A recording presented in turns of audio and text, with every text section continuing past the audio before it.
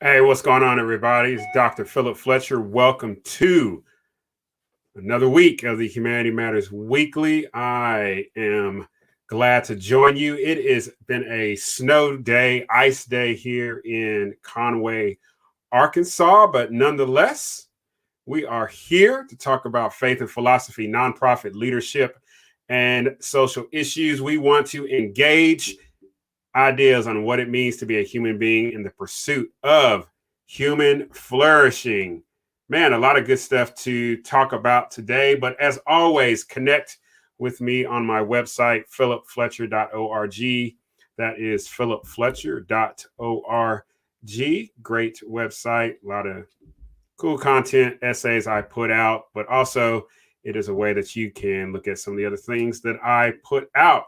As always, I would like to encourage you, go to my YouTube channel and subscribe. Look at the videos, share the videos, leave a comment, any of that good stuff. I would love to connect with you there. There's some short things, some long things, a variety of things, some funny things, some serious things. But hey, connect with me on YouTube. As always, as well, wherever you get your podcast content, jump over to anchor.fm, Apple, Google Play, Spotify, wherever you get your podcast content. Subscribe to the Humanity Matters podcast.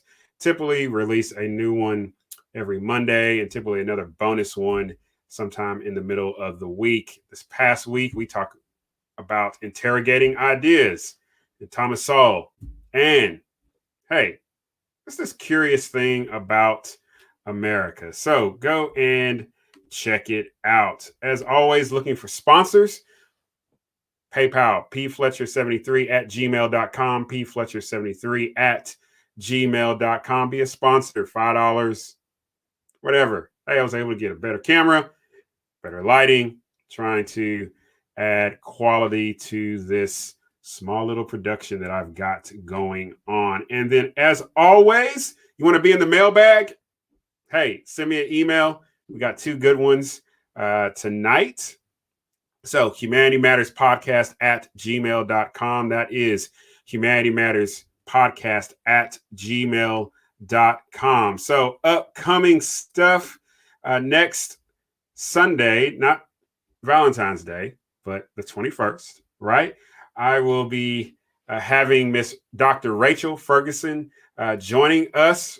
And this will be at 5 o'clock on Sunday, February 21st. And Dr. Ferguson, she's a director of the Liberty and Ethics Center of the Hammond Institute. And so we'll be looking forward to talking to her about all things about classical liberalism, free markets, entrepreneurship, all that good stuff.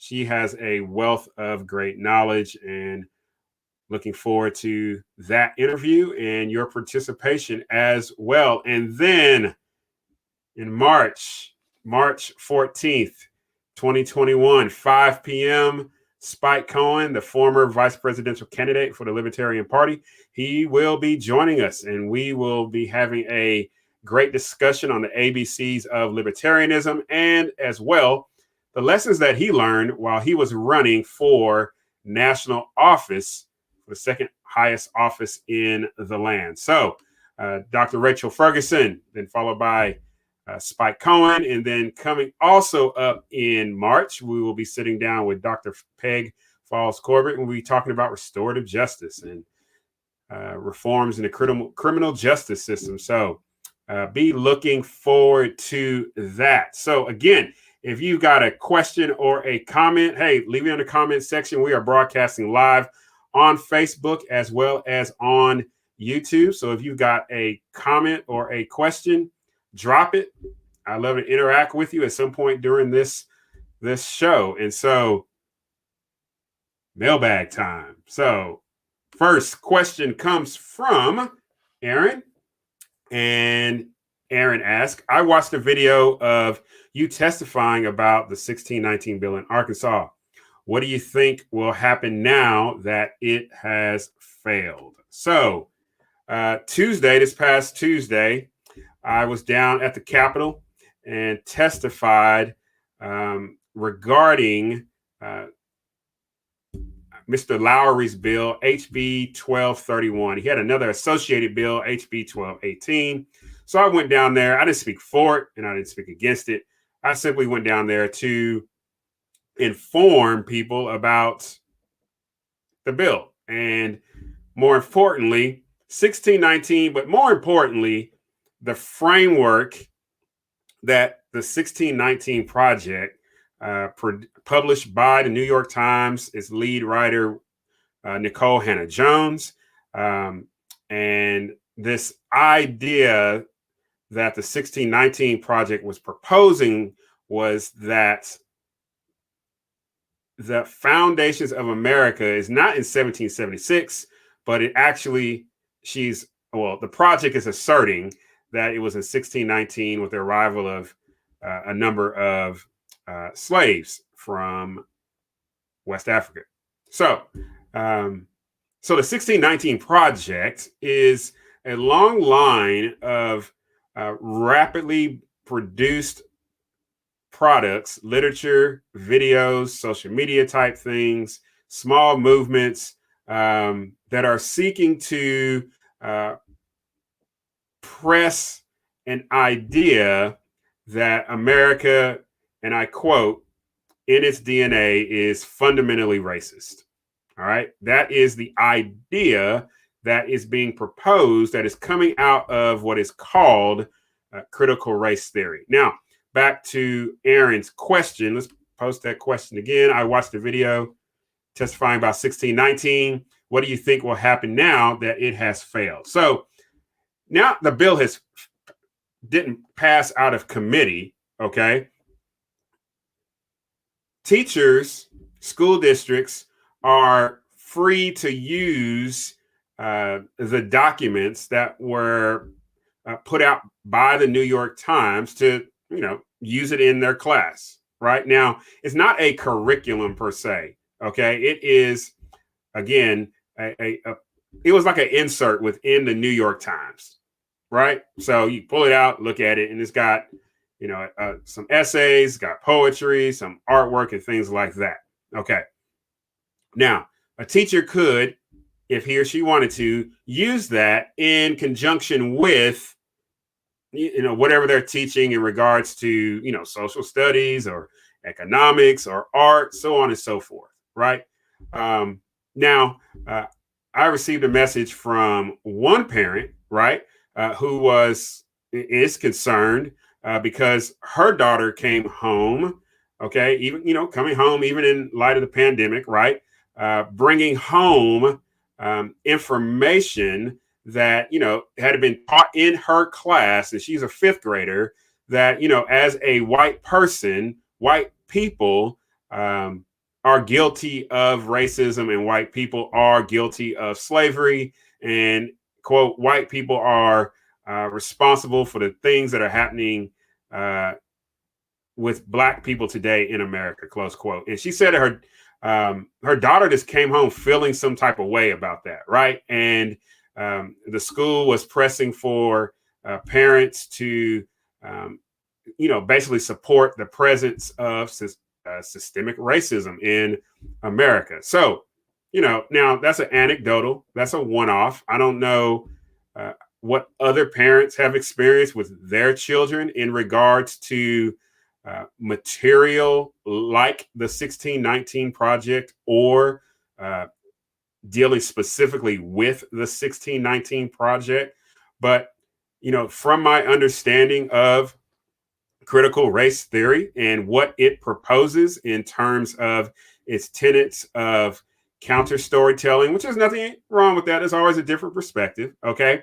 But then it goes on talking about the permanence of racism, whiteness as property, a thing called interest convergence, and its critique of liberalism. Liberalism is what gives us freedom of speech and this idea of the individual being able to determine for him or herself his or her course in life. Okay, that's what liberalism gave us. Something to think about. So critical race theory critiques that, right? Then these products, like a 1619 project, says like, yeah, all of that is just holding up white supremacy and the power of white people. And every institution that you see today is, just maintaining the status quo of white supremacy. So now, what impact will that have on students here in Arkansas? And then delving deeper, what impact will that have on the different ethnic groups that are represented in these schools? Okay, if you have material that is going out, that is offering the perspective that because of your skin color, you are culpable for the past and present situation of persons who are non-white, makes you wonder what it does to the psyche of said individual, right? And then for those who are non-white, it makes you question, what does it do to the psyche, especially of young children? I'm thinking of those in K through at least, fifth grade, right? Who have yet to really develop those critical analytical skills to be able to look at different bodies of information and to arrive at a conclusion, right? You ask yourself, when you're hearing things that paint different groups in negative situations, as if they have made very little progress, or gives them the sense that even today they are inferior. It should cause us to wonder what long-term impact will that have on students. Now we have to ask that because students, especially in the public school system, and this 1619 bill that was proposed in the education committee that would have impacted the state of Arkansas. It was looking at public schools, open enrollment, charter schools, okay, not private schools or any institution like that. So it causes me to think out loud, what long-term impact is this going to have on those students who are being exposed to this material? And then the second thing is this: will students be exposed to a variety of perspectives? So for instance, if the argument has been that the 1776 history has been the only perspective that is offered, right? I would hope that teachers would not make the same error and just only offer the 1619 perspective, right?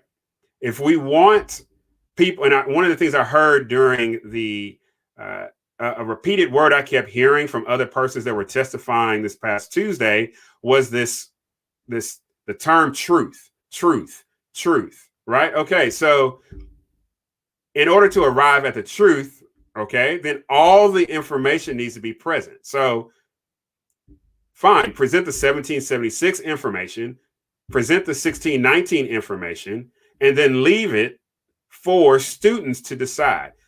The third thing is this, and I think this is vitally important because of what this has engendered in people's minds, is the involvement of parents. And so this is what I want to say to parents, okay? Still continuing on Aaron's question is that parents, it is your responsibility to communicate the history of your family. Okay. Communicate the history of, how your family came to be, who married who, the travels, who moved from where to where, how did you end up here? That is a critical part of history. Okay. Also, it's important for you to communicate as much as you know about the history of where you live, namely the state, the country in which you live. If you have good information about it, communicate that. You have some bad information about the history of your country, communicate that as well. Give as much information to your children as possible. I believe it's vitally important that history telling, storytelling about the past, it should begin at the home. Okay. So whether you're a single parent or whether you're a two-parent household, okay, history should start there. And whatever the means of education your child receives in addition to that, and so whether it's in a public school, a private school, it's in a homeschool setting, okay, use those resources again to supplement the history that they first heard from you, that has come from your mouth. And I think in doing so, people will get a better understanding of not only their personal history, their family history, but also the history of where they live, namely their city and their state, right? But also in the country in which they have grown up. Now, here's the other thing. It is one of my concerns about critical race theory, right? And then marrying that with what would be called collectivism, group identity, and things like that. Okay. There are some things that are assumed about a group that may or may not actually be true when you talk to an individual who, quote unquote, belongs to that group. Okay. So we have to be careful not to seek to force somebody, an individual, into a group experience that they've just never experienced, right? And because they've never experienced it, doesn't mean it hasn't happened, right? But at the same time, those who belong to that group can't turn around and look at that individual and say things like, well, you just don't know, right? Just live a little, wait a little while. No, the fact of the matter is the lived experiences of people here in America, and we have 330 million people at least who live in this country. That's 330 million lived experiences, right? Now, me, looking at my physical characteristics, I am a human being who's a person who has brown skin color. Okay. But I haven't experienced slavery. Okay. I have not experienced, okay, being pulled out of my car, being put face down, with a gun to my head. Haven't experienced those things at all. Right? Has somebody else who looked like me experienced those things? Well, yeah. Has somebody else who doesn't look like me and is a different gender experienced those things? Well, yes. Okay. What I am encouraging you to remember is this, is that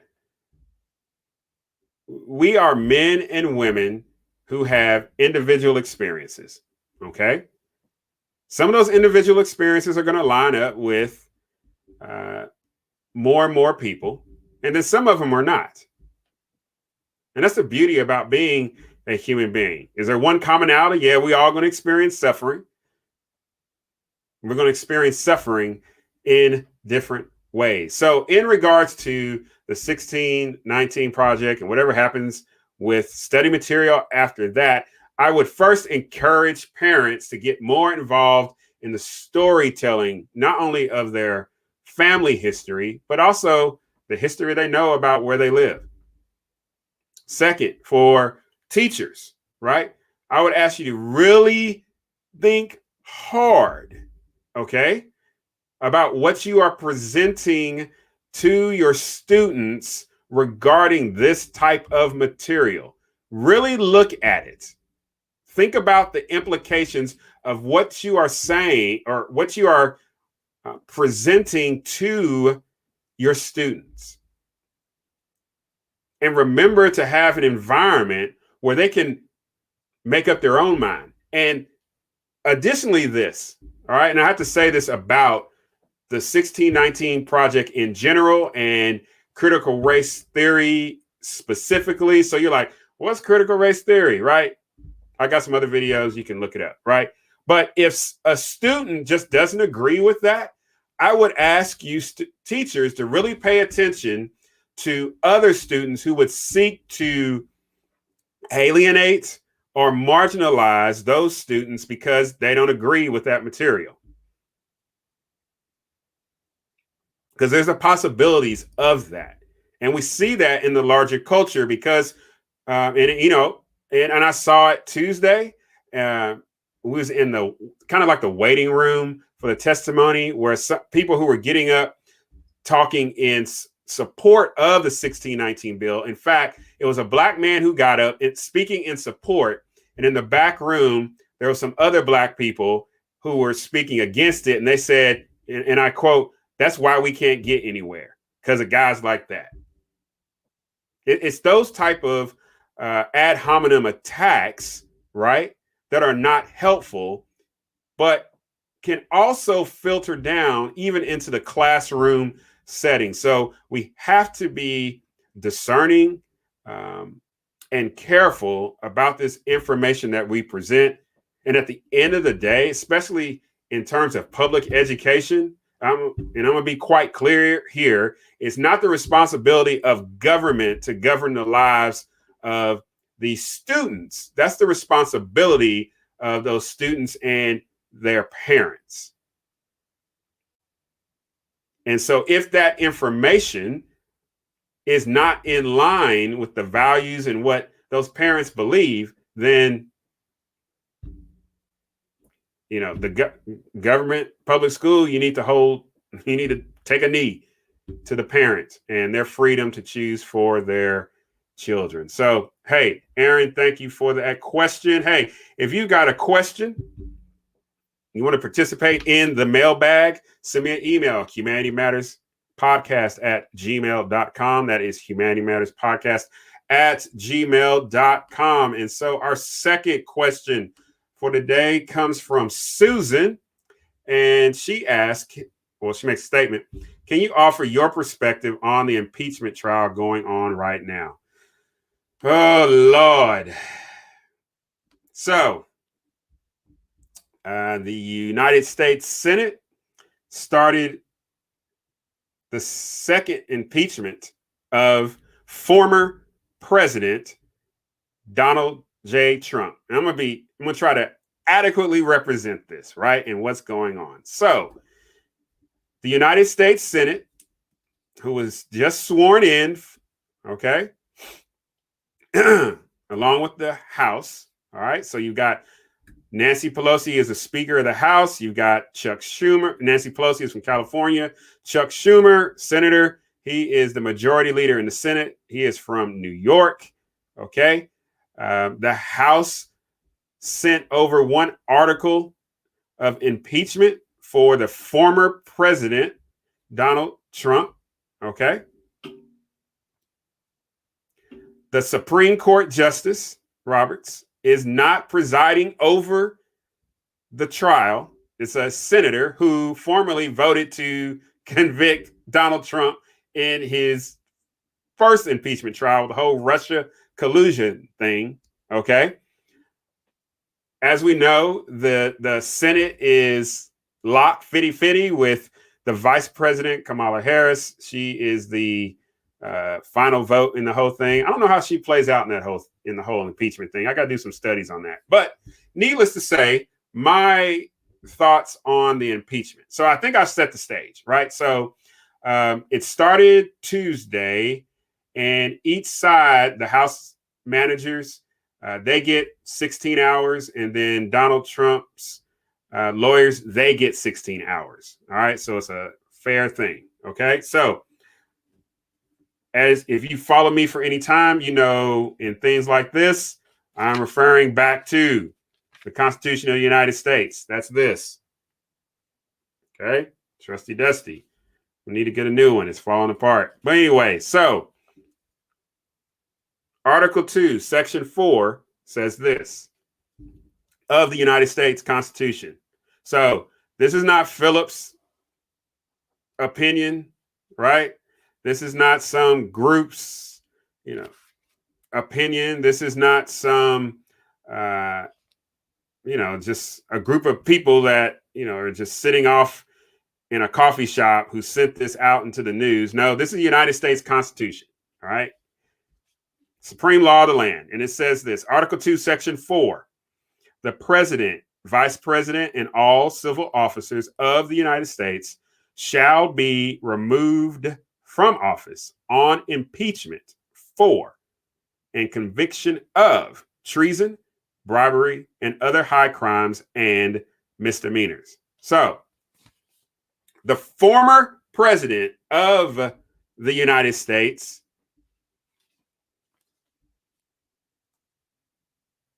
is being sought to be removed from office. Well, the citizens of the United States removed the former president, Donald Trump, from office. How so? Because the president of the United States is now Joseph Biden. So, to whom does Article 2, Section 4 apply to? Okay, let's read it again. The president, vice president, and all civil officers of the United States shall be removed from office on impeachment for and conviction of treason, bribery, or other high crimes and misdemeanors. So let me ask, if I may. So if Article 2, Section 4 applies to the former vice president who is now a private citizen, can the same private citizen, okay?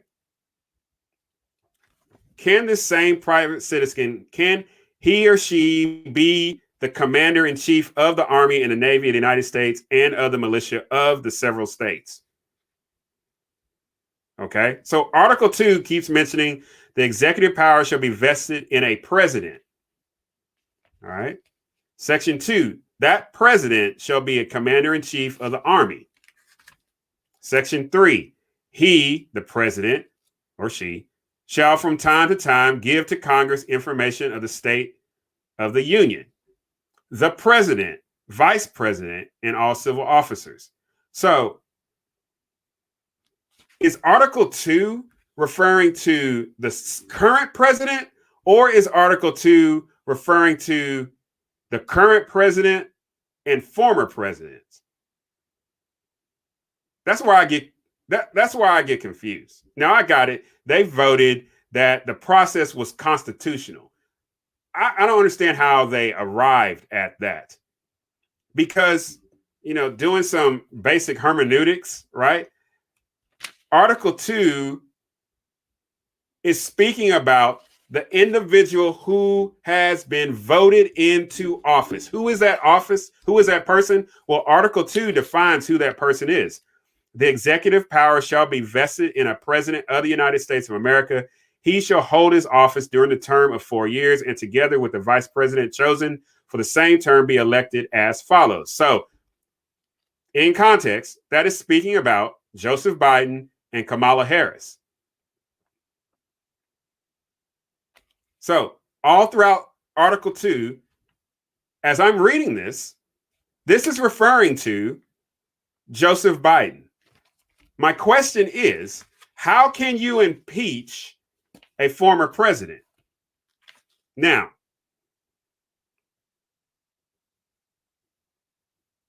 civil officers.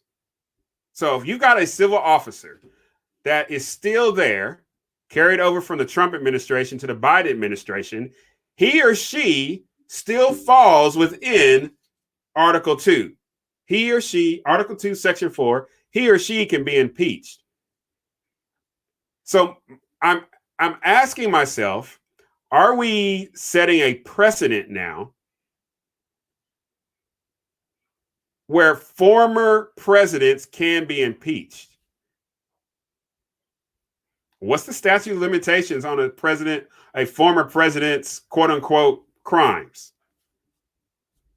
So if we find, through some, I don't know, former President Barack Obama did something, could he be impeached? If we find, George Bush knew about 9/11 was going to happen, right? And Dick Cheney, they knew it was going to happen. Could they be impeached? This is where I'm confused. All right. So he is being charged with inciting an insurrection. Okay. Now, that was if former President Donald Trump sought to incite an insurrection, that was very poor. Because did anybody have weapons? Are you telling me the former president of the United States planned or incited an insurrection with a plan to, overthrow the government, destroy democracy, and didn't plan on having weapons on them? I don't know. And then let's get to the whole issue of language and the use of language, which is actually a very big concern of mine. I read through his speech, watched the whole video multiple times. Didn't seem any different than any other political speech that has been given by any candidate or politician. Now, I understand that after 4 years, there is a segment of our population who interprets everything that the former president of the United States was doing was interpreted through a lens of he was intent on upending all of America as we know it. I got that. And so anything that he said, anything that he did was looked through that lens. Okay. He was racist, misogynist, xenophobic, so on and so forth. So it was already demonstrated during his administration, all right, that any action that he took, it was automatically assumed it was racist, it was xenophobic, he was aligning himself with tyrants, he was in the back pocket being manipulated by Putin, so on and so forth. It was just assumed that way. So it makes sense that there's a segment of the population that when they heard that speech and then how like 100 or so of those individuals acted a particular way, they just automatically made the connection. See, Donald Trump, he did that. Okay. Now, so I can understand how people are arriving at that. Okay. And so thinking about language, right? And reading through that speech multiple times, trying to be as objective as possible. Okay.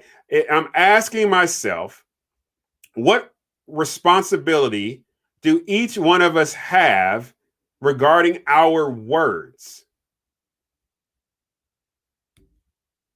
What responsibility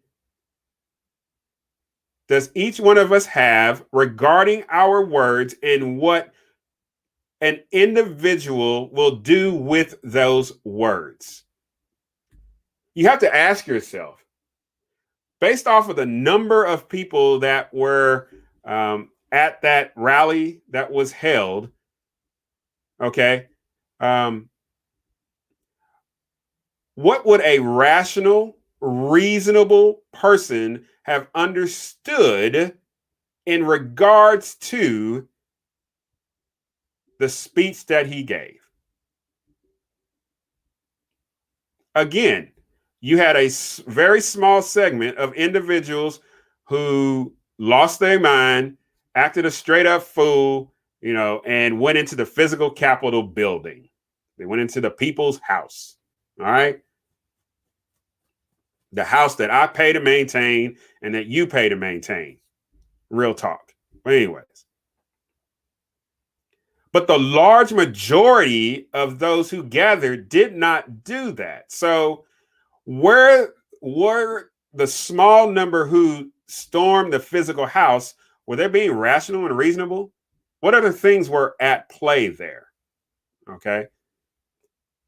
So again, I have to ask myself, how much responsibility will and do each one of us bear when we say things? And in this social media age, the things that we publish on Facebook, videos we may publish, videos we may share, right?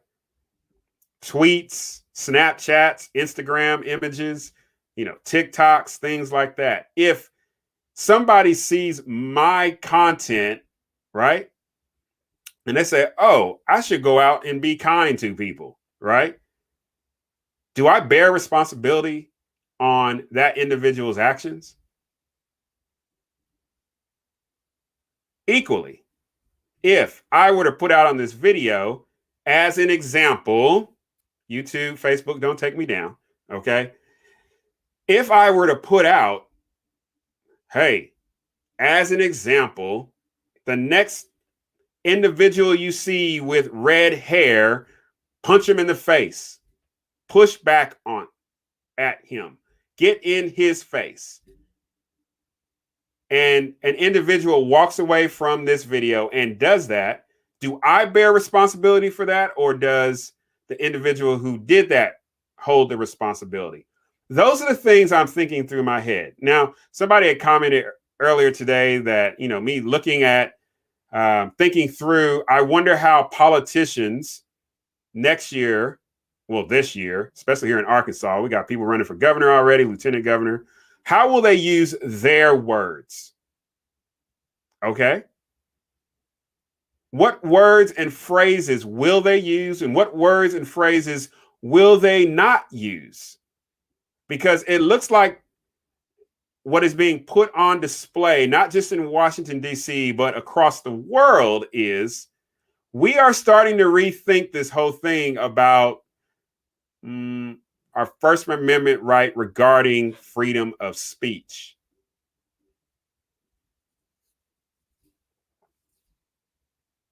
So my thoughts on the impeachment is, what's going to happen is what's going to happen.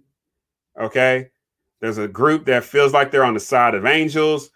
There's another group. I don't know what they think they're going to do. I think they're trying to calculate, their next run at office. I'm looking at y'all Republicans, right? If I vote this way, if I vote that way, how's that going to play out my next run for office or whatever future office I'm going to run for? It's a political shell game, right? I am very skeptical that this is being done in defense of the Constitution of the United States.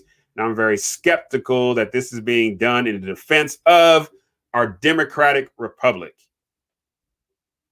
So those are my thoughts on the impeachment. So what's going to happen is what's going to happen.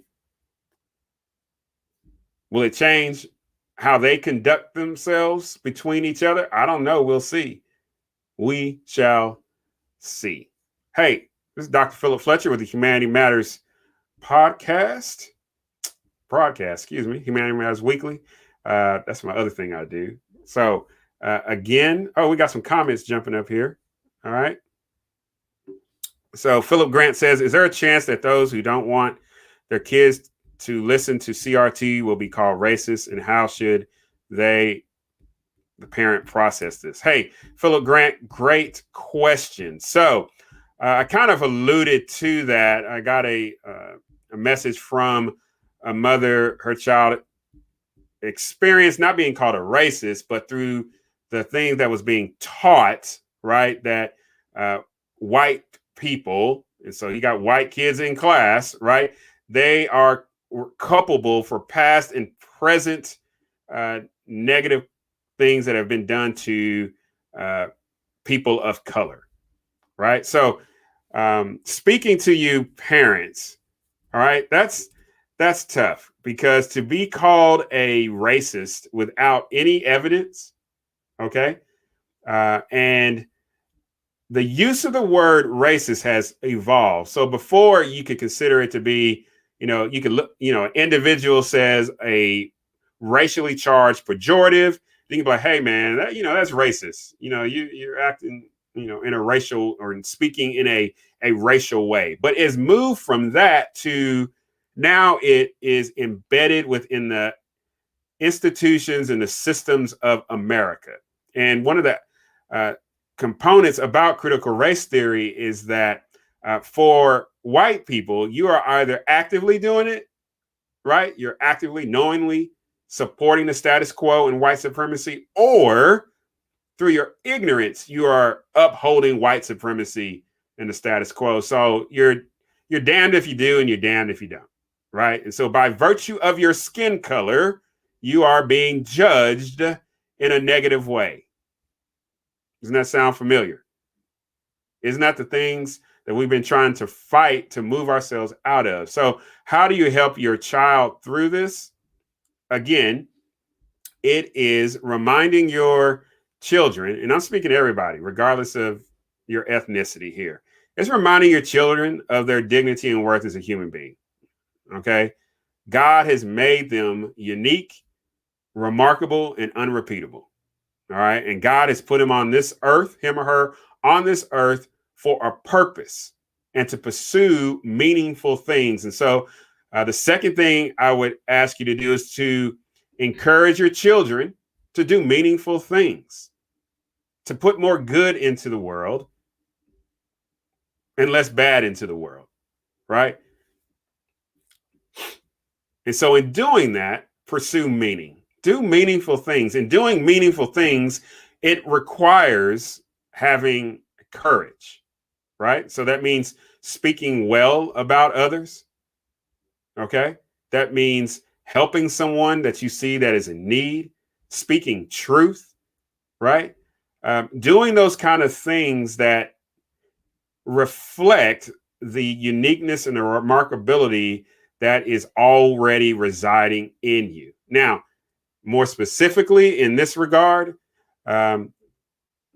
teach your children, give them the tools and the skills to, in kindness, but with boldness and with courage, to be able to speak back against a charge that is unfounded. Because it's going to happen in life. There's going to be times in our lives where someone is going to level a charge at us that is just simply not true. And so it's going to require, obviously, maturity, but also a certain set of skills that he or she is going to need to use to respond in a manner that would hopefully win that individual over who is making that charge. All right. So I hope that helps, Philip. Great question. Paul asks, when someone accuses me of being too white and too privileged, how should I respond? Well, I don't know what too white is, right? It's like, you're not, in my case, you're not black enough. Like, I don't know what that means, right? I know I'm Philip, right? I know my family. I know who we are. Typically what is happening is that you as a individual are being judged in relationship to a group instead of you being judged on the basis of who you are as an individual standing in front of that other person. So the first response I would say is ask that person to say, hey, I need you to judge me in light of who I am, not in light of other people. or some other person that you met, or this other group whom you think you know about. As far as too privileged, again, them being more specific in what they mean by being privileged. I got privilege. I got a lot of privilege, like whole lot. Like you look on my back wall back there, officer. I got 3 degrees, right? Got a lot of privilege. Married, 3 kids. I ain't got no other babies running around nowhere else. I ain't never been in locked up or anything like that. I got a lot of privilege. So again, that's subjective. It is subjective. And so again, don't judge me. Don't look at me as an individual and judge me in relationship to a group that I physically meaning phenotypically, my phenotypic traits, my skin color, to whom I belong to. No, look at me and evaluate me for who I am. Evaluate me based off of how long you've known me, right? So you may have known me for you may know me for 5 years. So you look at me and say, hey, Philip, who you are now is not who you were 2 years ago or 3 years ago. Awesome. Thank you. I appreciate that. You see me. You are respecting me, my dignity and worth as a human being. So I hope that helps. Great question, Paul. So finally, in our last 15 minutes, I want to talk about language. Again, and specifically tolerance. Tolerance. What do I mean? So Herbert Marcuse wrote an essay called Repressive Tolerance back in 1965. And in that, he says this, and I quote, liberating tolerance then would mean intolerance against movements from the right and toleration of movements from the left. As to the scope of this tolerance and intolerance, it would extend to the stage of action as well as of discussion and propaganda, of deed as well as of word. Close quote. Herbert Marcuse, 1965, from his essay, Repressive Tolerance. So let's kind of pick that apart in the last few minutes of our show tonight. So Marcuse is reflecting on the events that have come out of World War II, Germany, the Nazis, all right, the national,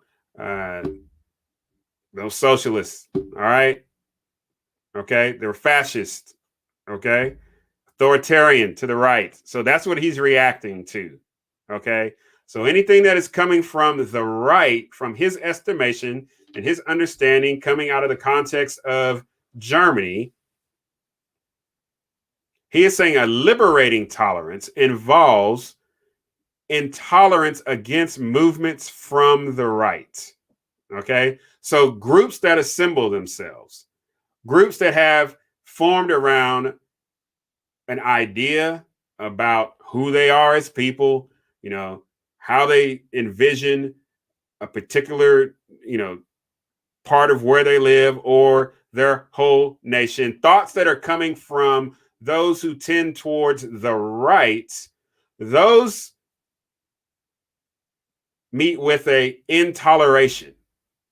Well, what are those things? Well, he breaks it down in terms of discussion and propaganda, in terms of words. Okay. So there has to be an intoleration. Okay.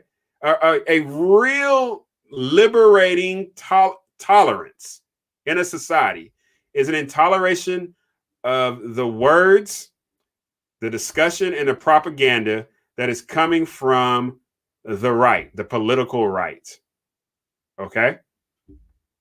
So those need to be looked at with a great deal of suspicion. Those need to be interrogated. And if need be, those need to be removed from the public discourse. So he's talking about in terms of discussion and propaganda and words. What does that look like in 2021? So discussion, right? Maybe that could be in a classroom. Maybe that could be in a work setting where, a group has gotten together and they want to talk about things from a right-leaning perspective. And Marcuse is making the argument in this essay, Repressive Tolerance, that those types of discussions and any literature, propaganda that is put out. So propaganda, that kind of literature today would be like, flyers, or it could be like a blog post or an essay, or it could be a Facebook post or a video, that kind of stuff, right? They're seeking to sway people to a particular position, propaganda, okay? Propaganda exists on all sides, but he lays that out here to be fair. There's an intolerance that should be put on those discussions and propaganda and those words, but also on the actions and deeds. This can't be tolerated. Why? Again, so he's reacting again.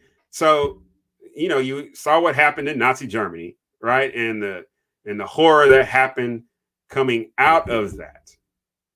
All right.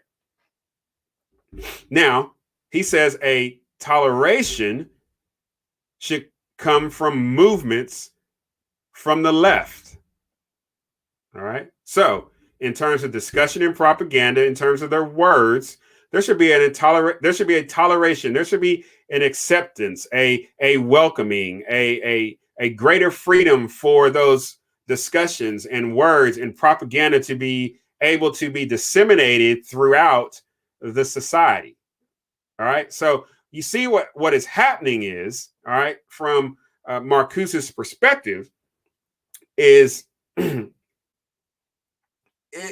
it's almost as if we have to, from a organizational theory standpoint, right? So when a group gets together, right, they're going to have particular values and beliefs, right? And so this group or this organization, its boundaries, it could be like open door boundaries where things are flowing in and out, right? And most times organizations like that, they don't last long, right? It could be an organization that is just completely walled off. And obviously those type of organizations don't last long, right? Or it could be one where there's kind of like pores in it, where things come in and they can stay, and things need to be pushed out and they can't get back in. Okay.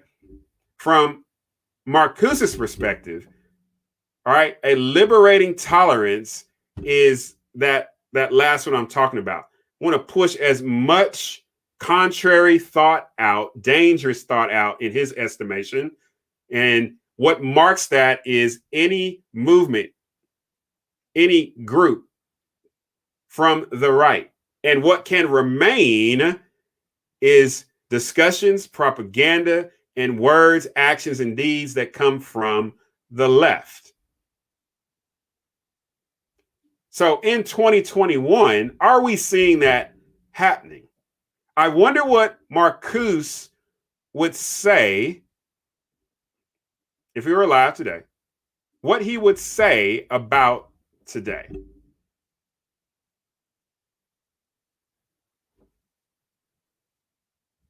Again, we are in what is called a liberal society still, okay?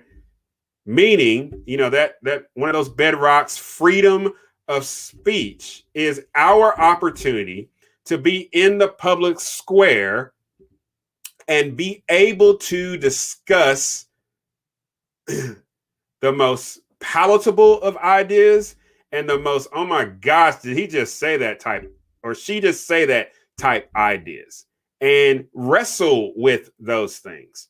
I'm trying to bring this full circle with what we was talking about, what was asked in the mailbag about the 1619 project, right?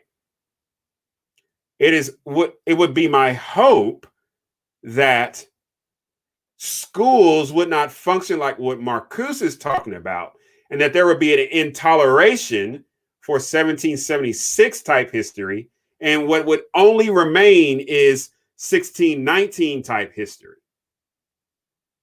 Because in doing so, the more that you remove competing thoughts and ideas, all right, we verge on a situation in which people cannot think for themselves.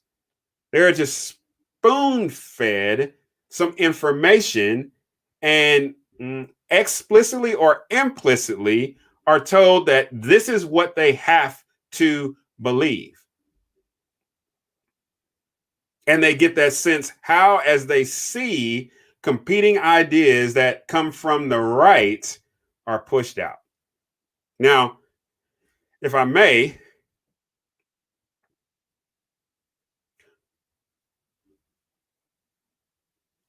we need to find a way to be able to sit down with one another and have discussions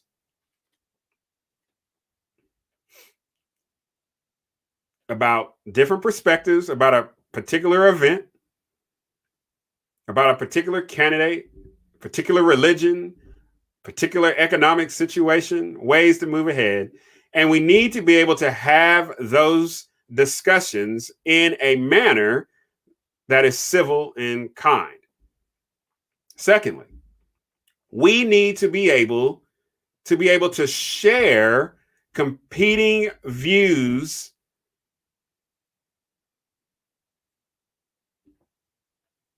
with the understanding. Now, it's not right, but with the understanding that when you share a competing view, you may face some extreme ridicule, being mischaracterized and labeled in such a way that it may cost you, I don't know, your job maybe.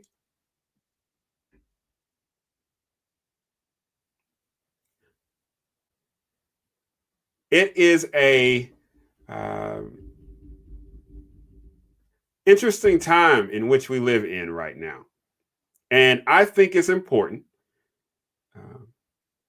that we have full awareness of as many ideas as possible in the public square. That gives us the opportunity to be humane to one another. That gives us the opportunity to develop our active listening skills. It gives us the opportunity to be empathetic to one another. It gives us the opportunity to realize that not everybody is the same. And that is something to be celebrated.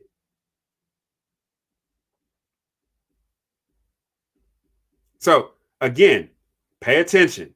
Now, Marcuse said this in 1965.